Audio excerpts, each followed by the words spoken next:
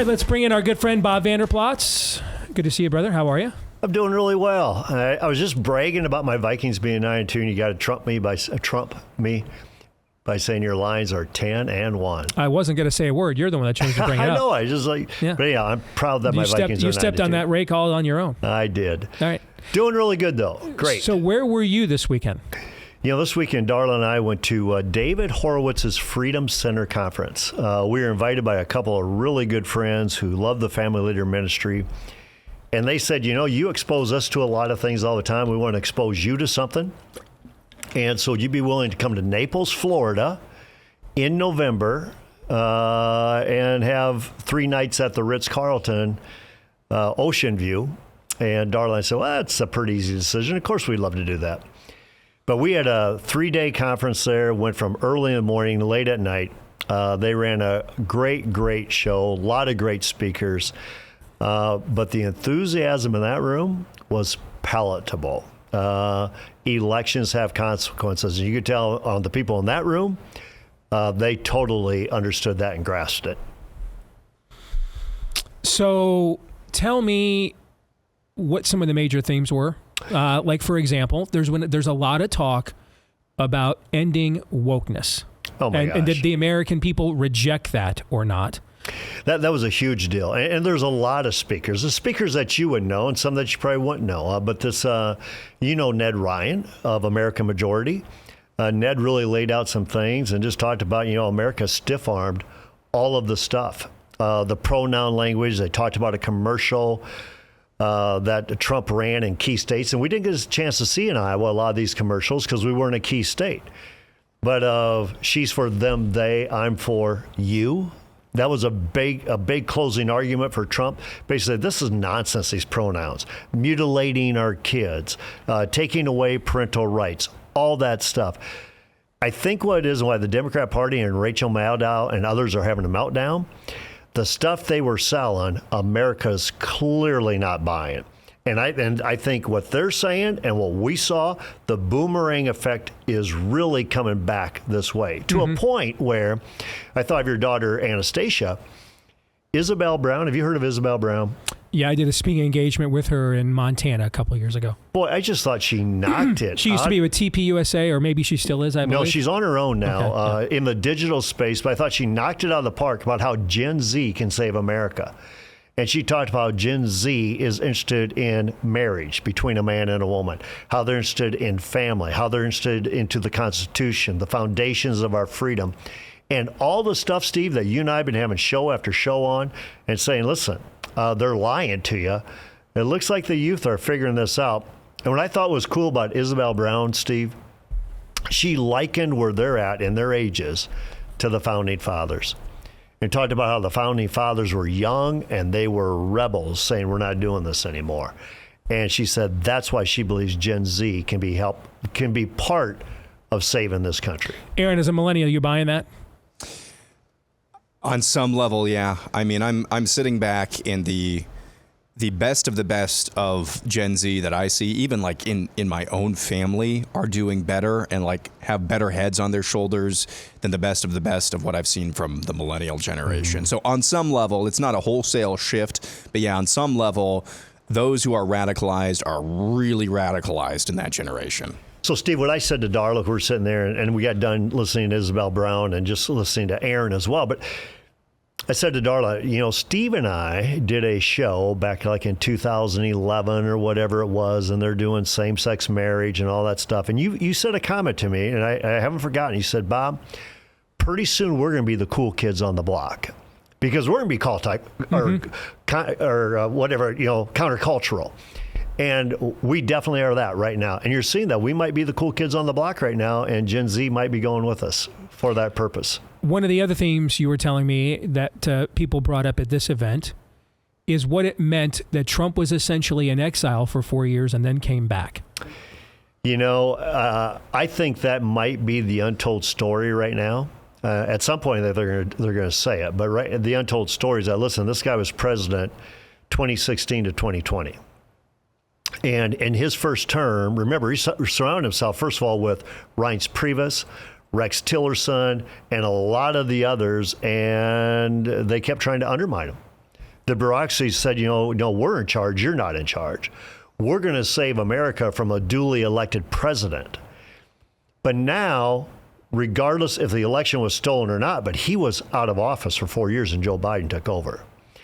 And for 4 years, you have the opportunity with the likes of Brooke Rollins and America First, who's now nominee for Secretary of Agriculture. Can I pause and ask you about that? Yeah.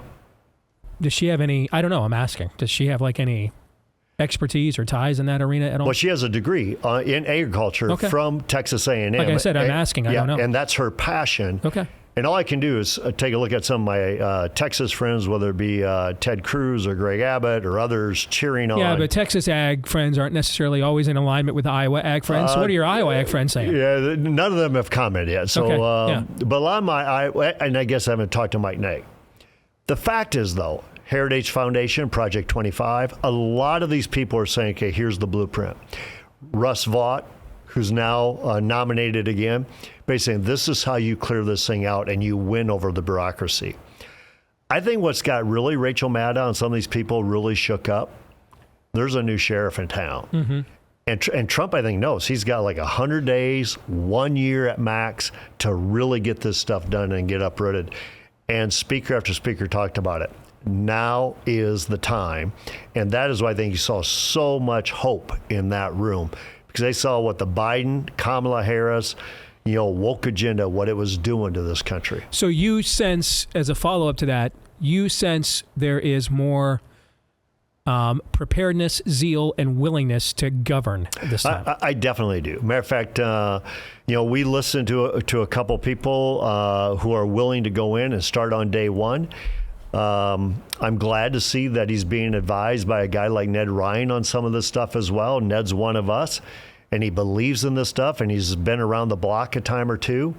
But he has a lot of others advising him too, and I think Trump wants this to be his show and prove that he won. In your words, Steve, I think he wants to spike the football in the end zone. And then DOGE. So is this a troll? Is it a construct? Is it real? Right? So Department of Government Efficiency. So this is Elon Musk and Vivek Ramaswamy. I mean, Vivek's so invested in this. I mean, Fox was going to attempt to rebuild. This is like their fifth attempt to rebuild Fox Nation, their digital platform. They had a great guy, actually. They just chose to run it for him. They just chose to fire him for stupid reasons. That was Tucker Carlson. Yeah. So they announced about a month ago they were going to relaunch this with Vivek as their point person. But now he is saying he's giving up his show and he's going to go work with Elon, and they're going to launch a show and as part of the DOGE effort. So how were you given any intel on how legit this is? Well, first of all, people are taking it as legit. Okay. They're taking it as legit. Matter of fact, I would say beyond anytime you mention Donald Trump winning the election over Kamala Harris, and that's an applause line, didn't care when you said it in the conference, people are going to applaud.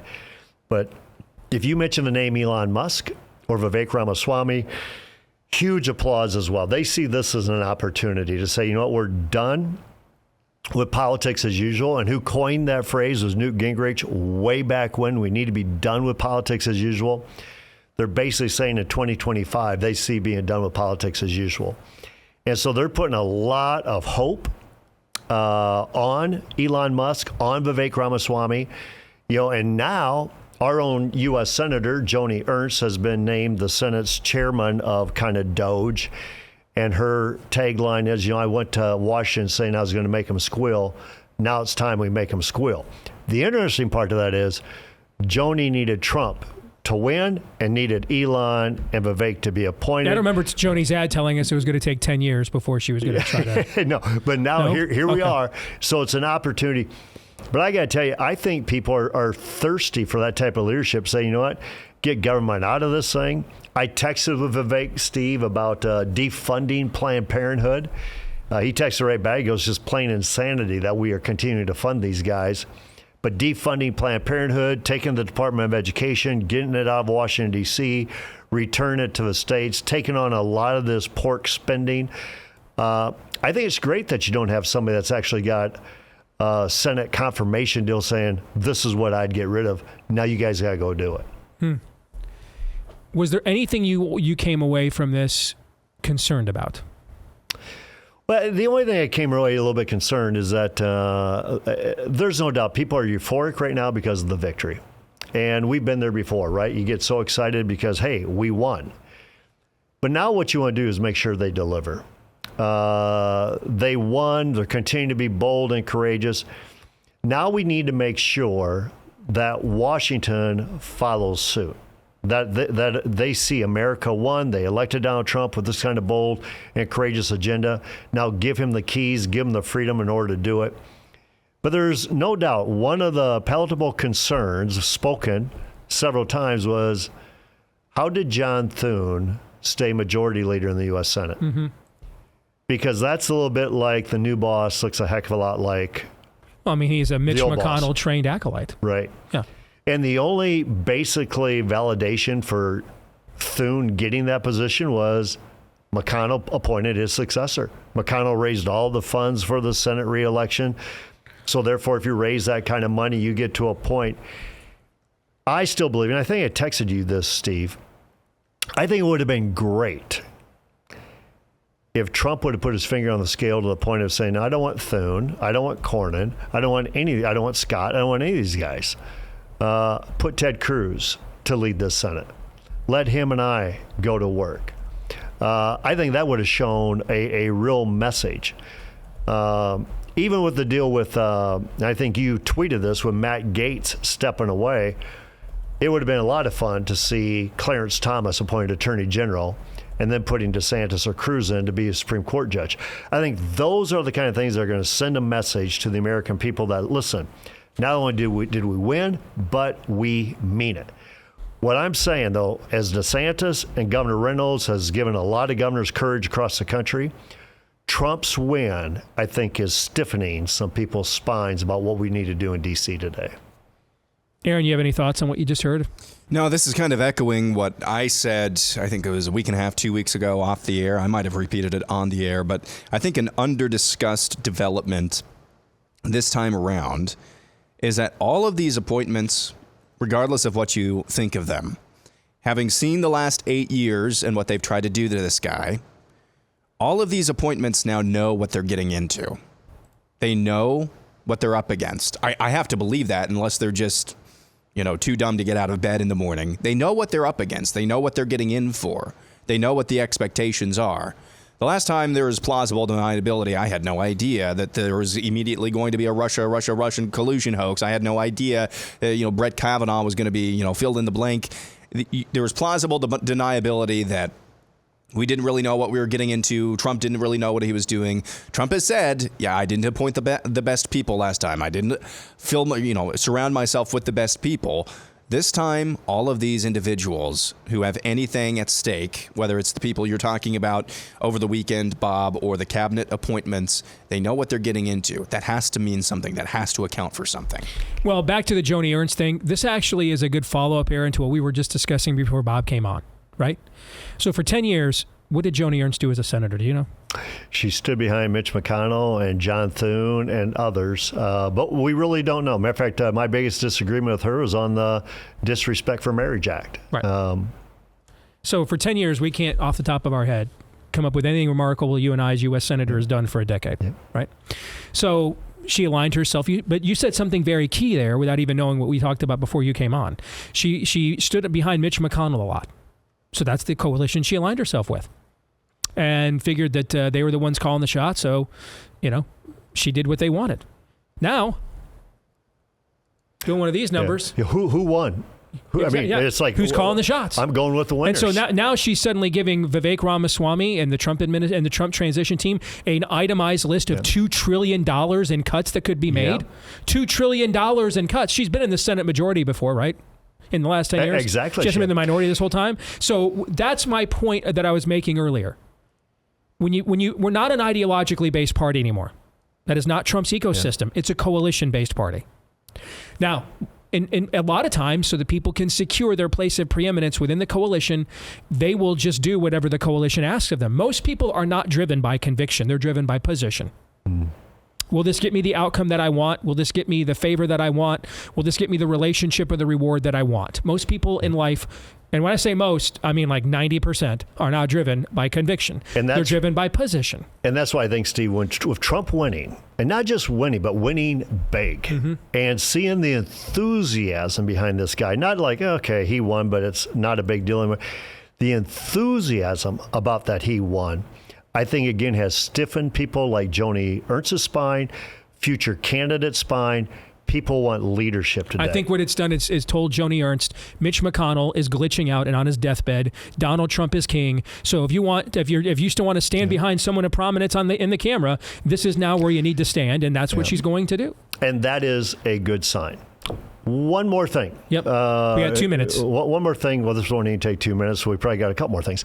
But one more thing before I exit is that, so we're at the Ritz-Carlton, Naples, Florida. Have you guys ever been there? It's just a gorgeous. Actually, I have been there. Gorgeous place. Yep. And walking the beach, doing those kind of things. And if you ever stay at the Ritz, I mean, they're first class with everything. Yep. I mean, they are there to serve. Yep. You wish America was run like Ritz-Carlton. I'm just here to serve and help you out. By the way, I can't afford that. Ron DeSantis let me come there, had me stay there for an event I did for him. But well, yes. I can't afford it either. I mean, we didn't pay for it. But long story short, Darla and I get done with the first night there, Thursday night. And we're walking out of the ballroom. We get into the elevator, and we're with a team member of Ritz-Carlton. And I made a couple of comments to him about, hey, really impressed with how you guys operate. Your team is really here to serve. You guys do things with excellence, that kind of thing. And he looks at me, and he kind of smiles, and he says to me, you're Bob Varenplatz, aren't you?